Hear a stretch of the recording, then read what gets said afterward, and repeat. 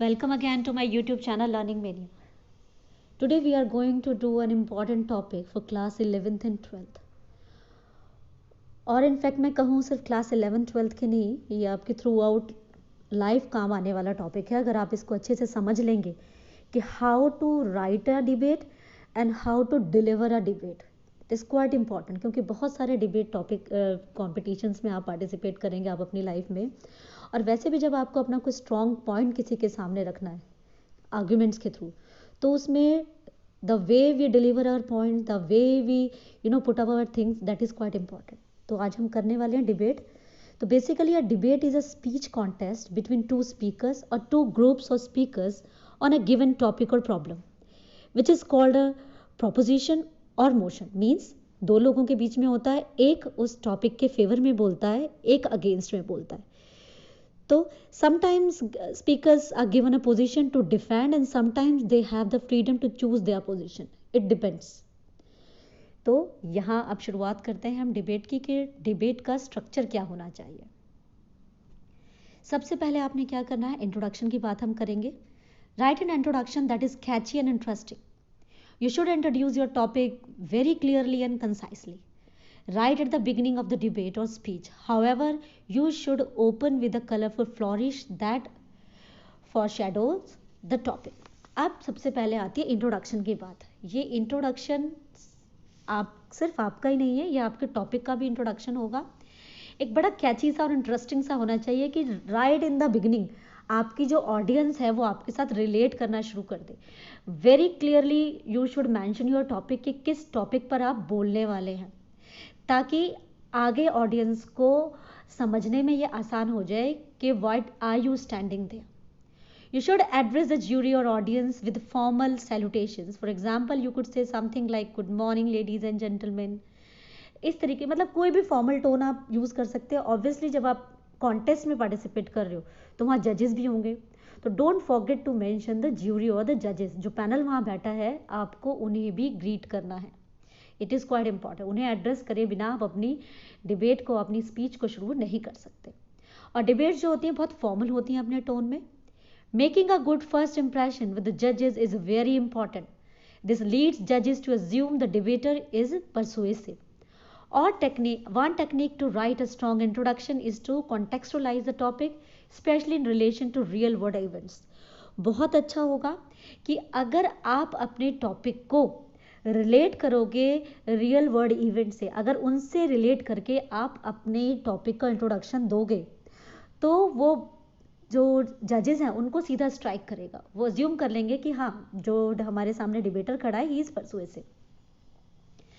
Introduction can also focus on prominent examples, quotations, or on a personal anecdote that can help establish a rapport with the audience and judges. Be careful using humor. It involves risk and can lead to awkward silences if not done right. अब क्या है, जब आप अपनी उसकी शुरुआत कर रहे हैं तो आप उसकी इंट्रोडक्शन में, अपने डिबेट की इंट्रोडक्शन में आप वहाँ कोई कोटेशन दे सकते हैं, कोई एग्जाम्पल दे सकते हैं, या अपना कोई भी पर्सनल एक्सपीरियंस आप वहाँ शेयर कर सकते हैं. क्योंकि ये बहुत ज़रूरी है कि आप अपनी ऑडियंस और जजेस के साथ अपनी एक रैपो, एक अपना संबंध क्रिएट कर सकें. लेकिन हाँ, कई बार क्या होता है कि हम कुछ ह्यूमरस एलिमेंट डाल लेते हैं ताकि जो हमारी ऑडियंस है वो इन्वॉल्व रहे हमारे साथ. बट आपको बड़ा वहाँ पर विजिलेंट रहना पड़ेगा कि कई बार आपका ह्यूमर ऐसा ना हो कि वो बड़ा ही बेहुदा सा हो या अनटाइमली हो. इससे क्या होगा कि अगर आपकी ह्यूमर पे किसी ने एंजॉय नहीं किया तो वो जो साइलेंस क्रिएट होगा वहाँ पर वो अच्छा नहीं होगा आपके लिए. Then outline where you stand very clearly. The audience and judges should not have to puzzle over where you stand on the topic. Are you affirmative or negative to the resolution? Say clearly and concisely and firmly. आप जो भी topic को लेकर वहाँ खड़े हैं उसको clearly introduce कीजिए और जजेस और ऑडियंस के सामने अपने आप को ये क्लियर कर दीजिए कि why are you standing there, whether you are in the favour of the motion और इन अगेंस्ट, ताकि उन्हें क्लियरली ये पता हो कि आप उसके अफर्मेशन में बोलने वाले हैं उस टॉपिक की या नेगेशन में बोलने वाले हैं. Don't muddle your questions. Mix up नहीं कर दीजिए, अरेंज. ये ऐसा ना हो कि मडलिंग सी हो, अरेंज ना हो अच्छे से, वो ठीक से अरेंज होनी चाहिए आपकी position. It needs to be extremely clear whether you affirm और negate the resolution. So don't hem and haw and contradict yourself. Confuse नहीं होना है वहाँ पर. अगर आप वहाँ ऑडियंस के सामने, अपने जजेस के सामने कन्फ्यूज़ हो जाएंगे तो वहीं आपका इंप्रेशन गड़बड़ हो जाएगा. The audience also should not have to wait until the end to find out your stance. आप फेवर में हैं, अगेंस्ट में हैं, इसके लिए ऑडियंस को आपके डिबेट के, आपकी स्पीच के एंड तक वेट ना करना पड़े ये डिसाइड करने के लिए कि वेयर यू स्टैंड्स. आप अपने स्टांस को बिल्कुल क्लियर करके चलेंगे शुरुआत से. Make your stance very clear and do it early. For example, you could say, I firmly negate or affirm the resolution which states that. Means clearly ये एक एग्जाम्पल दिया है कि आप इस सेंटेंस के थ्रू अपने आप को अपनी ऑडियंस और जजेस के सामने क्लियर कर सकते हैं कि आप दिए गए टॉपिक के फेवर में हैं या अगेंस्ट हैं. Make key points to back up your stance. और की पॉइंट्स बना के रखिए और इन की पॉइंट्स को वहाँ पर अपने स्टांस को क्लियर करने के लिए अपनी ऑडियंस के सामने दीजिए. You want to highlight your key points very strongly early in speech. You could provide rapid fire examples, basically piling up the evidence to support your stance. आप जब अपने की पॉइंट्स अपनी ऑडियंस के सामने रख रहे हैं, शुरुआत से ही रख के चलिए और साथ साथ उनको क्लैरिफाई, उनको जस्टिफाई करने को, उनको प्रूव करने के लिए आप एग्जाम्पल्स देते चलिए साथ साथ, ताकि वो एक एविडेंस का काम करे जो आप बोलने वाले हो उसके सपोर्ट में. You definitely need to have more than 2 or 3 की points to back up the stance you have taken. कम से कम 2 से 3 होने चाहिए आपके पास ऐसे की पॉइंट्स जिनको आप एलैबोरेट कर सको और जो भी आपने स्टांस लिया है उसको प्रूव करने के लिए. The body of the speech, the key points and their development should be by far the longest part of the debate speech. Perhaps 3.5 minutes to 4 minutes and 30 seconds for an opening and for a conclusion depending on the rules of the debate you are doing. ये जो timing होती है, ये debate जहाँ पर आप participate कर रहे हैं वहाँ पर क्या डिबेट के रूल्स बनाए गए हैं उस पर डिपेंड करता है. लेकिन जो आपका बॉडी पार्ट है, इंट्रोडक्शन के बाद जब आप अपने की पॉइंट्स को प्रूव कर रहे हो, एविडेंस दे रहे हो, that is the longest part of your speech. वो लॉन्गेस्ट पार्ट होता है जिसमें आप अपने पॉइंट्स को विद एविडेंस प्रूव कर रहे हो. वही मेन बॉडी होती है आपके डिबेट की, आपकी स्पीच की. Develop your key points. You want to back up the key arguments you are using to justify your position. Back every single one of your key points up with example, statistics and other pieces of evidence. Flesh them out. अब आपने क्या करना है कि जितनी चीज़ें आपने जितने की पॉइंट्स रखे हैं उनको प्रूव करने के लिए उनके एविडेंस के तौर पर आपके पास स्ट्रॉन्ग एग्जाम्पल्स होने चाहिए, ताकि ऑडियंस आपके ऊपर भरोसा कर सके, जान सके कि हाँ आपके पास डिटेल्ड नॉलेज है टॉपिक की. उसमें चाहे कोई भी डाटा हो सकता है, उन सब चीज़ों को इकट्ठा कीजिए और जितनी चीज़ें, जितनी डिटेल्स आप उसमें ऐड ऑन कर सकते हैं वो कीजिए. Focus on the causes of the problem, the effects of the problem, expert opinion, example, statistics and present a solution. ये बॉडी में ये इंक्लूड होना चाहिए कि आपने जो भी टॉपिक लिया है, जो भी स्टांस आपका है, उसकी वो प्रॉब्लम क्या है, उसके कॉजेज क्या हैं, फिर उसके इफेक्ट्स क्या है, क्योंकि ये कॉज एंड इफेक्ट थ्योरी बहुत ज़रूरी है. और उसके बाद कुछ एक्सपर्ट्स की ओपिनियन डालिए, कुछ स्टैट डालिए, कुछ डाटा डालिए उसमें, और at the end before concluding आपको एक उस प्रॉब्लम का, if there is a problem you have to give a solution for that. Try to use visual images, not just generic terms. Show, don't tell and illustrate a point with detail. आपने क्या है, आप इतना strongly आपने अपने शब्दों का effect करना अपनी ऑडियंस पर.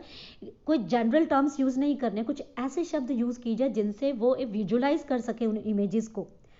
ठीक है. और शो, डोंट टेल, कि जो आप कह रहे हैं वो सिर्फ उन्हें सुने ना, उन्हें वो विजुलाइज कर सके कि हाँ ये क्या है. So illustrate a point with details. आपने जितने भी पॉइंट्स शो करने हैं उन्हें उसकी डिटेल्स आपके पास होनी चाहिए, ताकि आपकी ऑडियंस जो है एक इमेजिनेशन में वो क्रिएट कर सके कि हाँ जो जो आपने बोला है दैट इज ट्रू.